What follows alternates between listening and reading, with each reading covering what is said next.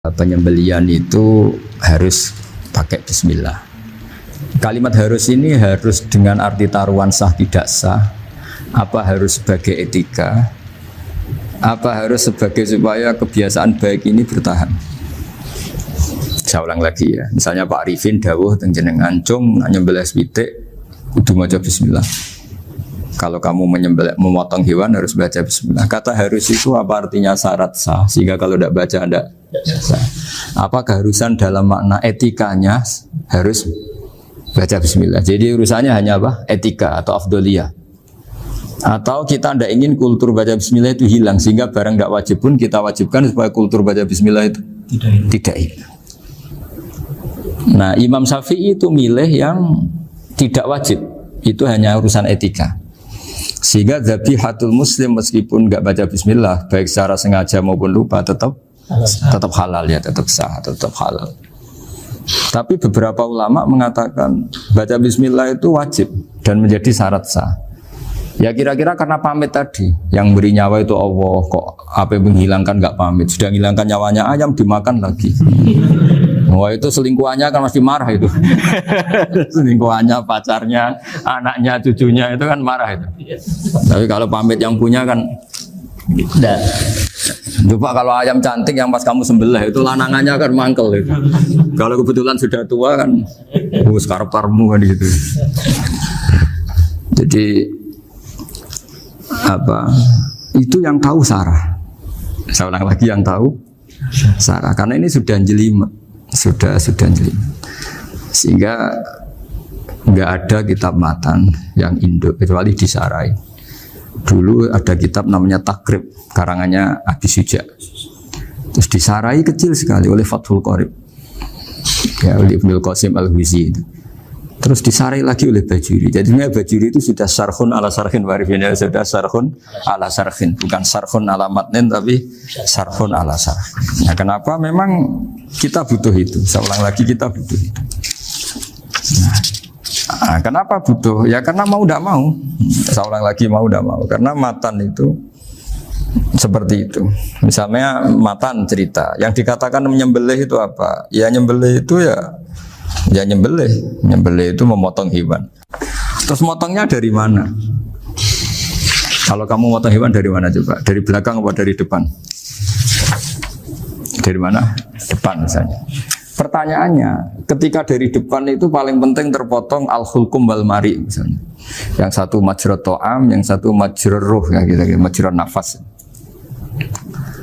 Tapi andekan dari belakang gimana? Tapi tetap terpotong. Mulai ribet kan? Kalau kubu sebelah kan enak, pokoknya nggak sunnah Rasul seperti itu, nggak mau debat. Tapi kita tidak, cara berpikir tidak gitu. Ini kan status hukumnya halal apa haram ketika ada orang motong hewan dari belakang. Nah, terus kita berdebat kan, mesti berdebat itu mau dibilang haram, nyatanya memenuhi syarat apa tadi pemotongan, hukumnya kena, marinya kena. Mau dibilang halal, jangan-jangan pitiknya sudah pingsan, sudah mati karena dogrok-ogrok dari belakang. Nah, itu terus ulama debat, kan mungkin juga, ya kan? Pitiknya sudah setengah kena corona, pingsan terus, ya kan? Sudah pingsan terus digorok. Nah seperti ini mau tidak mau kita harus detail. Detail artinya yang dikatakan menyembelih itu apa? Ya nanti tak bacakan tabir-tabir di Bajiriyah sekaligus ijazah untuk jenengan semua. Saya tadi alhamdulillah ketemu Pak Arifin lama, nantikan panjang lebar tentang pentingnya ilmu. Yang dikatakan menyembelih adalah mematikan hewan yang hidup dengan kaifiyah syariah. Saya ulang lagi, mematikan hewan yang hidup dengan kaifiyah syariah. Nah kalimat hidup ini mulai masalah. Hidup yang apa? Misalnya ada hewan, saya sering kalau ngaji cerita, ada ayam jago ketandang mobil, ketabrak mobil, kejet-kejet. Enggak kamu sembelih pun 1 menit lagi pasti meninggal. Ini kan hanya koordinasi prosedur saja. Karena prosedur ayam mati harus kejet-kejet, enggak boleh enggak langsung peletes mati, enggak boleh. Nah pertanyaannya ketika kejet-kejet ini kamu sembelih, itu halal apa enggak? Wong enggak andekan enggak disembelih juga sudah mati. Artinya enggak penyembelihan ini kan enggak memberi kontribusi pematian, tapi enggak ngefek. Gitu. Makanya terus ada perdebatan. Ada hayatun mustaqirrah, ada hayatun ittiroriyah, ada harokatu masbuh. Itu kalau nggak sarah nggak bisa. Lalu pertanyaan nakalnya begini. Saya itu betul pernah ngalami itu. Wayam jago itu kan mahal, apalagi kalau Bangkok kan. Saya pas jalan-jalan sama anak saya, sama jalan-jalan mau ke pasar itu di pertolongan dua rumah. Gus sih halal tuh orang, kadang tanya orang awam, halal kata saya. Gitu. Padahal andai kan dari disembelih ya pasti mati. Suatu saat ada yang mengkonfirmasi lagi. Saya bilang kalau kiai ya tidak pantas makan ayam gitu, tapi kalau kamu tidak kiai ya pantas saja. Daripada rata halal lo geremeng eman kan ribet. Nah sebetulnya itu dalam mazhab Syafi'i itu tidak halal karena dia sudah tidak punya hayatun mustaqirrah. Karena tadi setengah menit lagi atau 1 menit lagi pasti mati. Kan dia belum mati karena koordinasi Israel saja tetap yang nyambil itu. Tetap kan nggak segampang itu kan, tetap prosedur apa? Jalankan SOP. SOP-nya harus ada. Nggak boleh mati selonang-selonang itu, nggak boleh. Tetap ada SOP kata Pak Arifin ada SOP. Dia kalau sama saya bisa guyon kalau. Nah, tapi misalnya nanti pertanyaan, tapi dalam mazhab Maliki itu diabaikan. Hayat mustaqirrah, hayat ittiroriyah, hayat itu diabaikan. Cara berpikir Imam Malik lebih matematis. Kalau nggak disembelih itu matinya berapa menit? 1 menit lagi. Gara-gara disembelih dia mati sekarang. Berarti eksekutornya ya peso itu. Ya berarti peso itu memenuhi kriteria mematikan sesuatu yang masih hidup, hewan yang hidup dengan cara syar'i. Jadi andai kan ada rapat malaikat, matinya karena apa coba? Karena peso apa karena kecelakaan? Karena peso. Ya kan? Ya. Karena kalau nggak tanpa peso nunggu 1 menit, gara-gara disembelih langsung terjadi sekarang. Nah karena hukum halal ini yang menarik dan menguntungkan. Di bab ini orang jadi Malikiyah semua. Mana maksud saya? Jadi kita ini sebetulnya Syafi'i pecundang gitu. Syafi'i partai politik. Jadi kalau sedang tidak menguntungkan ya kata siapa kita Syafi'i banget? Tidak juga itu. Ya, jadi karena tadi ya kalau pada level perdebatan ulama itu ada tadi ya, ada seperti itu, ada hayatun mustaqirrah, ada hayatun ittiroriyah, ada harokatul masbuh. Jadi tak baca ya supaya dapat barokahnya ulama ya. Jadi tak baca versinya ini di halaman, terus kitab ini saya tinggal sebagai amal saya, keluarga saya, sebagai penghormatan saya sama Habib Ali, Habib Qures, Habib Hussein semuanya, Pak Arifin dan Bismillahirrahmanirrahim. Wa'alam, ini halaman 562, ikutnya bab kita Abu Ahkami Sayyidi wa Dzabai. Ya, jadi nanti yang mungkin kalau beda halaman cari di babnya kalau beda halaman cari di babnya. Karena kadang beda halaman warifnya. Kalau cetak sekarang enggak. Iya, kadang beda juz pun. Kayak Ikhya sekarang tuh sampai 6 juz. Zaman kita ngaji kan 4 ya. 4 juz. Sekarang ada yang 6, ada yang ribet cetakan sekarang ya. Di atas ada 10. Satu Ikhya itu. Hurufnya dibesarin. Ikhya biasa. Iya, ada yang sama. Karena ngerti zaman akhir paling sudah agak buta huruf. Saya tuh dulu punya guru terakhum sudah sepuh. Itu baca gini nggak bisa, Pak. Jadi kalau di kelas harus dituliskan pakai spidol. Mulang Minhajul Abidin. Sudah sepuh sekali. Kalau ngajar itu nggak bisa jalan, udah pakai beca. Itu yang nulis agak kurang ajar. Nulis sidik gitu bar. Jadi kadang itu apa itu? Beliau masih semangat, tulisannya habis. Loh kok sentek jeng. Terus ya wes ya. Jadi nulisnya di HVS dulu. Udah cepat selesai. Iya. Nah kalau beliau pakai kitab sudah enggak berso itu. Anak-anak wah nulis sidik benang ber. Ribet. Saya ulang lagi ya. Jadi yang mau saya baca tadi itu logika fikih ya. Fikih itu berpikir ya. Di mana-mana namanya menyembelih itu apa? Dari hidup dimatikan dengan kaifiyah syariah. Kaifiyah syariah ini tidak boleh kamu nyontohkan harus disembelih, keliru juga. Karena untuk hewan yang berat atau hewan liar cukup dipanah asal ma'an harodama yang bisa ngalirkan apa? Darah. Jadi makanya saya umumkan bikefiatin syariah Pak Arifin kan tidak harus motong kan bentuknya. Kalau hewan liar kan atau sapi kurban liar kan, sapi kurban ucul liar kan boleh dipanah, boleh macam-macam. Nah kalau tembak bisa diperdebatkan karena ada unsur api Pak Arifin. Jadi bisa debat. Meskipun ada yang bilang boleh tapi bisa debat lagi kan? Karena ada unsur apa? Api Pak Arifin. Iya. Tapi ini saya cerita umumnya bikefiatin syariah. Nah, karena kalimat hewan hidup, ada kalimat hidup. Hidup yang apa kan pertanyaannya? Hidup yang sudah kejet-kejet, misalnya sudah koma, sudah kena corona, disentak istrinya, itu. Apalagi ayamnya menyaksikan pasangannya diselingkuhi, wah itu sudah stroke itu dia. Nah itu. Makanya kalau orang suka macam-macam itu kayak ayam makanya itu. Saya baca ya. Bismillahirrahmanirrahim. Wa'lam annahu yujadu fi ibaratihim hayatun mustaqirrah, hayatun mustamirrah, harakatu mazbuh. Wa yuqalu aisyu mazbuhin. Wal farqu bainaha annal hayata al mustaqirrah yakunu maha ibsarun bi ikhtiyarin wa nutqun bi ikhtiyarin wa harakatun ikhtiyariyah. Wal hayat al mustamirah ya allati tastamiru ila khurujir ruh minal jasad.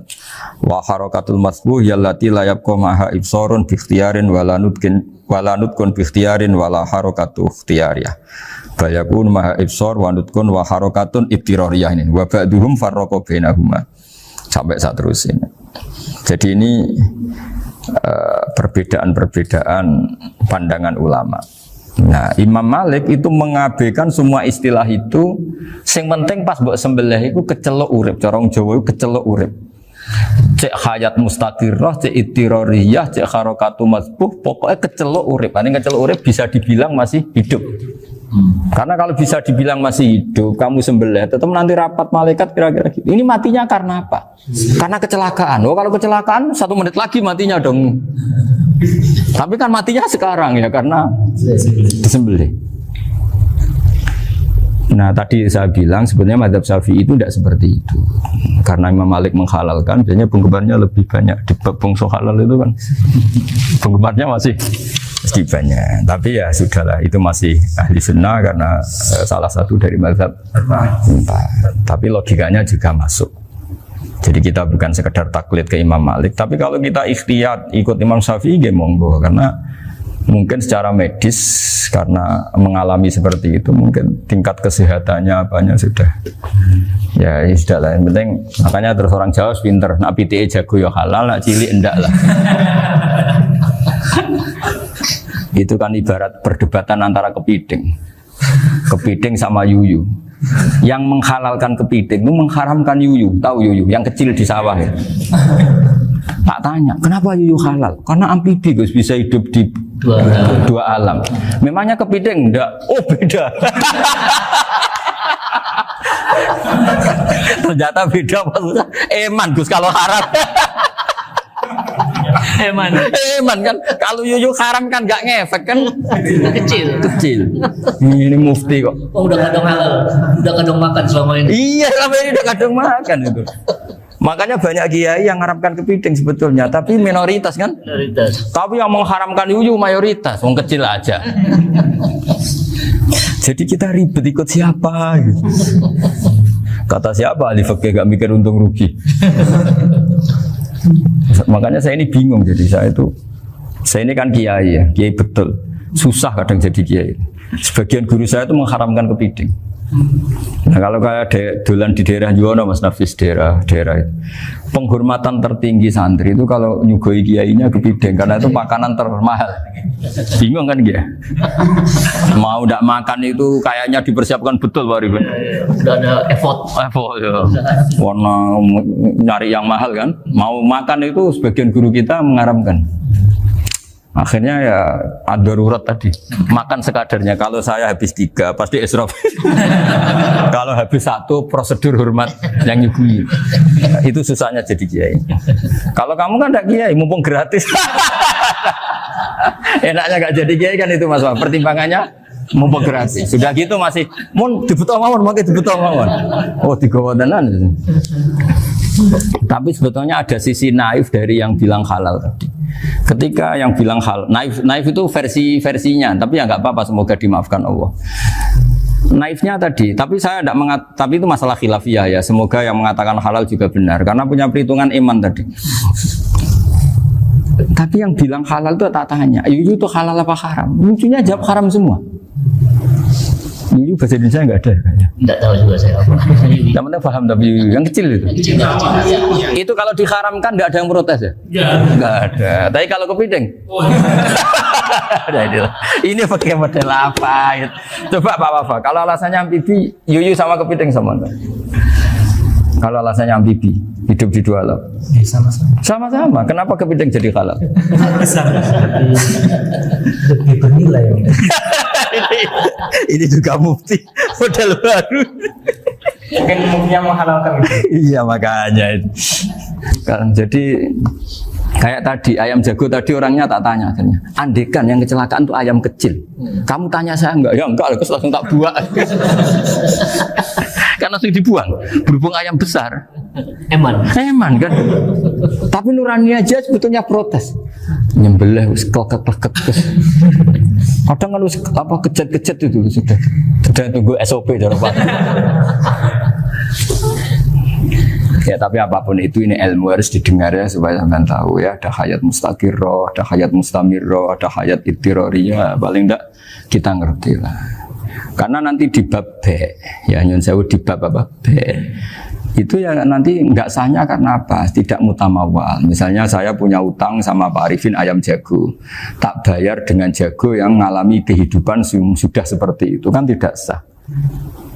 Meskipun itu hidup tapi sudah tidak hayat yang mustamirah, tidak normal. Jadi ilmu itu apapun tidak cocok kita karena beda mazhab misalnya, tetap sebagai apa? Ilmu. Jadi jangan pernah anti ilmu meskipun kita tidak cocok. Dulu saya itu heran sama Abu Hanifah karena membolehkan merujuk wakaf. Wakaf itu kan nggak boleh ditarik kembali dalam mazhab Syafi'i dan hampir semua ulama bilang gitu. Tapi kalau kata Abu Hanifah, jika nazir yang nerima itu tidak sesuai rencana kita, keinginan kita itu boleh narik kembali. Fa innal waqfa atiyatun mahdhah, kata beliau. Wakaf itu ya pemberian normal saja.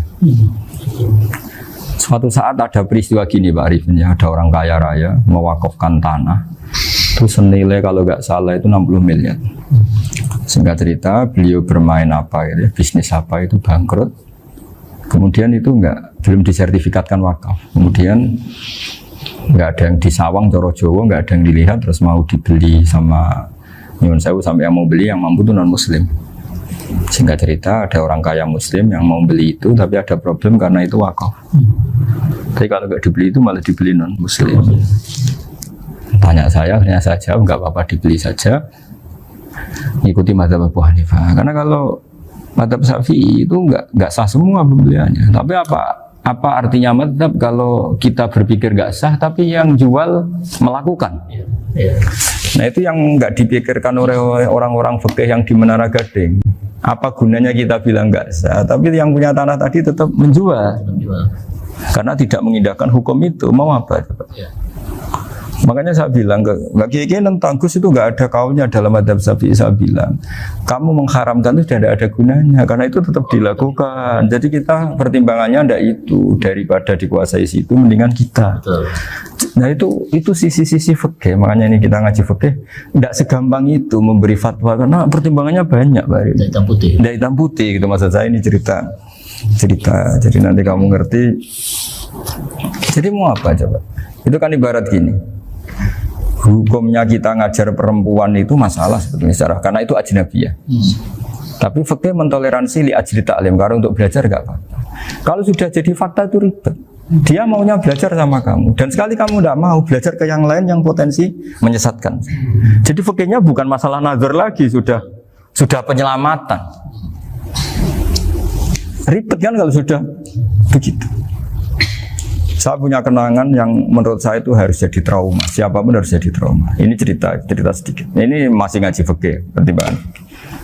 Ada orang itu sangat khusyuk, Pak. Sangat khusyuknya di rumahnya Pak Wafa itu nggak ada TV, nggak ada motor, nggak ada apa saja. Ketika anaknya berkembang agak dewasa, itu pertama naik motor, itu ya utang jasa sama kawan-kawannya. Pertama dia ngelihat nikmati TV ya dari kawan-kawannya. Corong Jawa mbek tanggane lah. Padahal orang tuanya ini protektif justru karena banyak tanggane sing nggak pati Islami lah. Ya mereka orang Islam tapi ya nggak sholat, nggak apa. Singkat cerita orang tuanya ini datang ke rumah sana nangis, nangis Gus. Sekarang saya ikrar bahwa mazhab Abah jenengan Kiai Nur Salim, bapak saya itu mazhab jenengan itu lebih hebat timbang mazhab kula. Nangis dia. Dulu saya itu agak menyalahkan Kiai Nur Salim jenengan karena longgar di rumah ada TV ada motor. Terus dia cerita. Nah karena anaknya ini pertama bisa naik motor, untuk anak ABG ini kan jasa yang luar biasa. Karena dia butuh sekali bisa naik motor, dipinjemin. Akhirnya walhasil anaknya ini yang saya merantau ke Jakarta kemana, hanya lam yusolli wa lam yasum. Padahal anaknya ya kiai kampung. Terus tak ceritain. Terus akhirnya dia tanya, kenapa sih Gus jenengan sama Abah kok longgar gitu sama anak? Terus tak ceritain gini Pak Arifin, menurut ilmu al-insan abdul ihsan, manusia itu budaknya kebaikan. Karena utang jasanya sama anak ini, ya dia akan ainut anak ini. Sementara kenangannya mbek jenengan mbok amui. Tidak boleh. Dia baru ngakui ya Gus saya itu nyun sewu hanya khusyuk tapi kurang ilmu. Tadi dia hanya berdasar khusyuk. Bocah kok main delok TV kan pikirannya hanya gitu. Ini cerita ilmu, saya bukan menjustifikasi manapun, ini kan cerita ilmu Pak Arifin ya. Jadi semuanya itu ada hitung-hitungannya. Coba kalau kita terlalu stagnan be anak pertama naik motor jasanya orang nggak sholat ya, pertama roh TV jasanya orang nggak sholat. Coba terikatnya anak ini sama kita apa sama orang itu? Sama orang itu. Bayangkan kalau umur ABG, kalau umur sak pari pun Pak Wafa ini nafsu astagfirullah kan. Gue job tua nome orang. Gaya tok, bareng tua udah khusus gue gaya tok. Aslinya namanya bodoh. Ya saya sama semua. Cuma saya kan lebih jujur dari biasa. Jadi orang itu harus ngitung gitu. Itu kenapa Mbah Mun tuh kayak alim alama. Setahu saya dalamnya ada TV. Putra-putra ini lihat TV. Meskipun kita tidak mungkiri negatifnya TV, kita nggak mungkiri Pak Arifin ya. Tapi tadi ketika anak-anak ABG itu pertama lihat TV jasanya tonggoni. Kalau kebetulan tanggane wong soleh nggak masalah ya. Kalau enggak, itu nangis ke rumah saya itu. Nyesel dia. Tapi saya bilang gini, jenengan tiang soleh, mesti anak jenengan suatu saat kembali. Coba pola jenengan harus rubah. Ini hebatnya Nabi. Ketika Sayyidah Aisyah masih kecil, minta diperlihatkan Li'bul Habasyah. Itu ya diturutin kan masyhur itu. Kayak apa Nabi? Karena kalau nggak diturutin, pasti Sayyidah Aisyah akan ngidolakan mainan yang lain yang di luaran sana malah. Itu karena Nabi punya kearifan tadi. Jadi ini kan ilmu, lagi-lagi ilmu. Jadi yang semua itu harus dibaca dengan ilmu. Makanya kata Nabi, ad-dunya mal'unatun mal'unun fiha illa dzikrawah wa ma'alahu aw aliman aw muta'alliman. Karena dunia ini hanya bisa dibaca dengan ilmu. Yang diridai Allah maksud saya hanya bisa. Saya itu banyak kenal menteri, kenal pejabat. Tapi saya tidak pernah melihat itu sebagai pejabat. Melihatnya itu orang yang ingin belajar agama. Karena sekali salah melihat, yang hidup itu tamaknya Pak Arifin. Yang hidup kan tamaknya. Saya kenal orang kaya kok melihat kayanya, yang hidup itu tamaknya, ingin dapat ini, dapat. Tapi kalau melihat itu sebagai hamba Allah yang ingin belajar, insya Allah kita selamat dari tamak. Meskipun kita ya manusia tidak sempurna. Setidaknya ketika dia lomo atau tidak lomo, nyalami template apa tidak ngefek, karena kita melihat ini mau belajar. Tapi kalau kamu didorong tamak, katanya orang kaya ternyata nggak tahu haknya kiai, ribet kan? Ribet. Ya kalau kamu punya santri cantik ya lihat itu sebagai santri kamu. Jangan melihat ini mau nggak sama saya, kalau enggak ya bahaya, ribet kalau gitu. Ini anak-anak muda harus dilatih ikhlas, baru bahaya ini santri-santri sampean kalau nggak dilatih ikhlas ini bahaya. Karena ini belum punya penggemar pejabat, paling ya anak-anak yang ya tadi ABG. Jadi lah Sarah lagi kembali lagi, Sarah itu membicarakan itu detail. Jadi ya makanya kenapa orang mati yang lahir langsung meninggal itu nggak wajib disolati. Alasannya fikih ya lucu. Karena dikatakan sholat mayit, di mana-mana mayit itu sabakohu hayatun. Di mana-mana namanya mati itu terdahului oleh hidup. Nah ini nggak pernah hidup langsung mati. Jadi begitu ya kadang lucu. Ya gitu aja alasannya. Kamu nyolati apa? Mayit. Kenapa kok mayit? Jadi mayit itu namanya mayit. Orang mati. Orang mati. Orang mati artinya pernah Hidup. Lah itu sarah. Jadi ketika matan hanya cerita wasiktu alladzi lam yastahila, enggak pernah nangis, kayak lam yusalla alaihi. Sarah bilang mergo ora tahu urip. Kalau enggak pernah hidup berarti enggak bisa dikatakan mati. Kayak sampean miskin itu kan enggak bisa dikatakan bangkrut. Ya.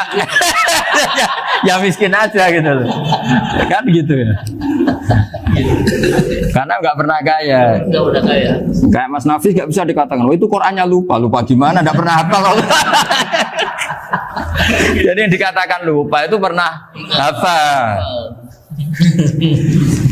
Nggak lupa nggak apa, Gus Qurannya lupa, gaya nggak pernah hafal kok bilang apa? Lupa gitu. Nggak boleh Pak Wafa bilang saya ini bangkrut apa? Nggak pernah kaya kok bangkrut.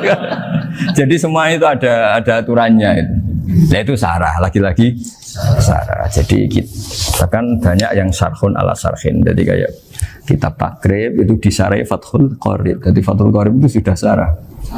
Disarai lagi Bajuri. Nah, itu termasuk cerita itu ya. Cerita-cerita.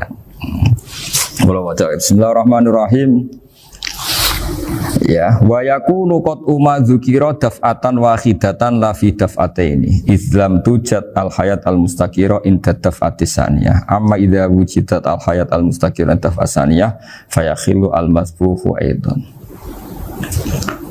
Fasartu wujudul hayat al mustaqira fi ibtida'il wati akhir marrah. Wa makharu dzalika inda tulil fasli wa illa fala rafa'a sikina wa ada fawran aw alqaha liqaniya kalatan wa akhadha ghairuha fawran aw saqatat minhu wa akhadha ghairu halan aw qallaba wa qata abiyama bagi hal al masbuh. Jadi ini masalah sarah. Sarah itu sudah detail. Misalnya gini, kamu motong ayam. Motong ayam harus sekaligus shred jadi. Jangan sampai nyuwun sewu dua kali. Jangan-jangan misalnya gini, ayam tak potong pas ke kiri separuh. Ya, ke kiri separuh apa hulkumnya. Pak Arifin datang, Assalamualaikum Gus Pak, waalaikumsalam, terus santai jagungan dulu. Jagungan sampai besoknya itu enggak meneruskan. Bareng-bareng malah salam, ingat lagi ayam saya ini. Ketika saya meneruskan ini, potensi ayam ini sudah mati atau sudah hidup yang ini masih mazhab Syafi'i loh ya. Atau sudah hidup yang sudah tidak normal. Artinya apa? Penyembelian kedua yang mengeksekusi tadi sebenarnya mengeksekusi barang mati. Yang penyembelian pertama tidak bisa dikatakan penyembelian karena tidak sampai mati. Penyembelian kedua berstatus setengah mati. Nah, kalau seperti itu maka haram. Kecuali itu dilakukan secara fauron. Fauron dicontohkan nyembelih ternyata pesunya kedul terus ngambil yang lain, tapi fauron langsung atau terjatuh ngambil langsung. Ya itu boleh karena ditoleransi. Tapi kalau kalam ajnabi kata tadi omongan Pak Arifin, seperti Pak Arifin, alhamdulillah sih. Jaminan mau rawuh. Cari ayamnya asem mana? Ini harus sebar. Ini orang ngawur betul. Jadi, lah itu sarah. Bicara sampai detail itu sarah. Jadi ada sekian kemungkinan. Jadi ya, jadi termasuk yang diandaikan apa? Nah, hayat mustaqirah itu batasnya yakunu maha ibsorun bi ikhtiarin wa nutkun bi ikhtiarin wa harakatun ikhtiyariyah. Hayat mustaqirah itu kalau dia betok-betok itu ya karena karepnya. Maksudnya gini, gamane cara roh pitik wedok engkek yo cek karepe dhewe. Cara dia melihat peso itu karepe ya masih lari. Jadi misalnya ada ayam. Ayam kita sembelih baru luka sedikit. Belum sampai andaikan dibiarin ya mungkin suatu saat sembuh, luka. Terus melihat kamu lari ketakutan karena kamu dianggap gladiator, killer lah. Nah itu berarti punya hayat mustaqirah. Tapi sudah kalau kamu sembelah karek ngeriwit, roh kue serawedi, ya kan? Mau demo ya sudah agak berkutik, ya dia berarti tidak punya hayat mustaqirah gitu. Ya batasannya itu joro. Nah. Dalam mazhab Syafi'i, syarat sahnya penyembelihan harus hewan itu punya hayat mustaqirah. Nah ini sarah ya, jadi sarah itu lebih jelimet. Nah makanya kenapa tidak boleh nyembelih pakai yang tumpul Mas Nafis? Takutnya ayamnya itu ngalami dohtoh, atau kok ditekek. Misalnya sama nyembelih pakai peso tumpul, ini kini ketekek, takut. Kan dia misalnya ayamnya jantungan, roh peso wes setruk kan, udah gitu ketekek. Nah itu mati dulu pasti itu. Siksa. Jadi pas diongok-ongok dia sudah mati. Jadi nanti kalau di akhirat, sebenarnya saya sudah mati loh, ngawur. Wah apalagi nganggo keris naga sosro, wah itu sudah gereng sakti kan diginikin dok sudah mati kan. Makanya bahaya nyembelih pakai keris-keris sakti karena sebelum terpotong sudah mati saking saksinya wah keris itu misalnya gitu. Baru nempel. Makanya nanti suatu saat ada pertanyaan ini, boleh enggak nyembelih ayam orang yang rainya itu sangat? Wah itu haram, kena. Oh itu mesti mati dulu. Kumisen tatonan apa? Ya betul. Iya kayak algojo. Ayamnya jenis apa? Stroke ya? Jenis penakut. Pas mau disembelih, tidak mati. Jadi hati-hati ya nyembelih ayam. Jadi kalau orang kampung Pak Arifin ya, orang kampung mudin kampung. Mungkin kalau orang kota sudah nyuwun sewu gak peduli. Kalau orang kampung itu. Apa itu Pak Arifin? Kalau nyembelih jago itu sampai apa itu? Ilatnya dikeluarin dulu. Oh iya. Apa ya? Iya karena takutnya katanya beberapa yang kaget itu kelek apa? Ketelan. Iya ketelan ya. Itu ya ada kearifan gitu tapi ya terlalu ya menyiksa ayam. Tapi memang potensi katanya Pak Arif. Katanya yang ahli-ahli itu ya. Jadi kalau dia jago ya mau disembelih, saking takutnya itu. Kalau orang Jawa kalau takut kan yang ngelek idu ya. Orang Jawa loh ya. Itu kalau orang takut kan kadang apa kayak. Nah ayam itu nak ketakut. Kadang ininya terus apa? Lidahnya masuk. Akhirnya pas disembelih ini nggak kena. Nah, makanya terus banyak mudin yang punya ikhtiar tadi. Pernah lihat Pak yang ayam jago itu? Ilatnya ditarik. Ya, itu ya tidak wajib cuma tidak bisa kita salahkan. Tapi kata penyembelih yang ini tak tanya eksekutor yang lain, pokoknya rodok dipenegus. Iku seraiso. Saya belum pernah nyembelih ayam karena ini kan selain nggak profesi saya juga nggak mentolonan saya. Tapi ini beberapa kefiah yang penting kita tahu ilmunya. Yang paling pokok itu qatul khulqum wal mari. Ya kira-kira dalan sing digo nafas sama digo makanan tadi. Ya tapi itu tadi caranya semua itu harus mengalami atau masih punya hayatun mustaqirah. Nah, takutnya dalam konteks nyembelih yang apa tadi? Saya bilang separuh tadi. Itu jamnya normal enggak? Itu sudah jam 11 ya? 10. Oh, jam mati almarhum itu. Itu enggak halal disembelih itu sudah maitah ya. 10, 14. Iya. Saya makanya saya bingung lihat jam. Ya, jadi itu Pak Wafa ya pentingnya sarah itu seperti itu. Matan itu kan asal nyembelih saja, tapi di sarah diterangkan jangan hanya nyembelih, yang disembelih harus ada hayatun mustaqirah karena dikatakan penyembelihan adalah menghilangkan nyawa dengan cara yang syar'i. Kalau nyawanya saja sudah hilang bukan nyembelih gitu. Nah potensi itu ada ketika jago kamu sembelih pakai yang tumpul. Ini ada dohtoh. Loh hewan itu juga kayak manusia loh karena punya hati. Ketika takut saja mati. Nah takutnya ulama kan ini ngalami dohtoh. Kayak orang ditekek kan mati kan. Ditekek kaget. Contoh gampang gini. Orang ditekek perempuan kemungkinan mati itu kecil. Karena murni hanya ngalami pernafasan. Tapi nak ditekek wong gagah tatonan kan terus dua reaksi tubuh. Takut sama gak bisa bernafas. Itu kan lebih cepat apa? Mati. Kira-kira kan gitu. Lah ini sudah takut dongok-dongok itu kan nyiksa. Saya sering ketemu orang yang ahli nyari ular, nyari apa. Itu ya gitu. Filosofinya sama seperti orang perang. Harus bikin takut. Iku kewan Gus nak disewentak, iku telelekan, jadi telelekan iku apa Pak Anda bicara bahasa Batawi ini? Orang kaget terus terpaku itu. Teorinya Khalid bin Walid kan gitu. Kalau perang supaya musuh takut. Kamu tahu saya, kami siapa? Gertak gitu. Ayat ji'na biqaumin yuhibbunal mauta kama tuhibbunal hayat. Kita ini bawa pasukan yang mereka mencintai mati kayak kalian mencintai hidup. Pasukan kami ini wah darwis, berani modar ya wis gitu. Kira-kira gitu kalau bahasa Jawa itu. Tak mati. Berani mati. Mati. Akhirnya musuhnya kan nah, di antara syaratnya perang kan gitu, harus bikin musuh itu takut, gemeter. Nah istilah lelekan itu gampang gitu loh. Lelekan itu pokoknya tadi loh Arifin, kepaku tadi. Nah agak berkutik. Paham ya? Nah jangan-jangan ayam yang kita sembelih mau wis wedi dongo-dongo mati duluan gitu. Nah makanya terus kata musannaf kalau bisa itu wa yakunu madzukira bidafatin wahidah. Kalau itu usahakan sekali jadi.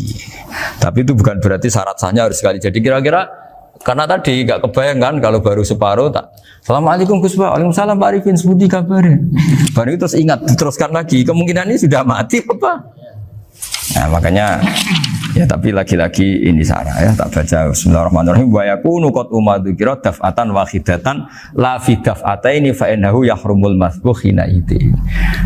Kalau 2 kali, tapi 2 kali maksudnya yang 1 kali ini mengakibatkan kematian. Dikatakan penyembelian belum sempurna, dikatakan hidup toh nanti pasti mati, berarti tidak mengalami hayatun mustaqirrah.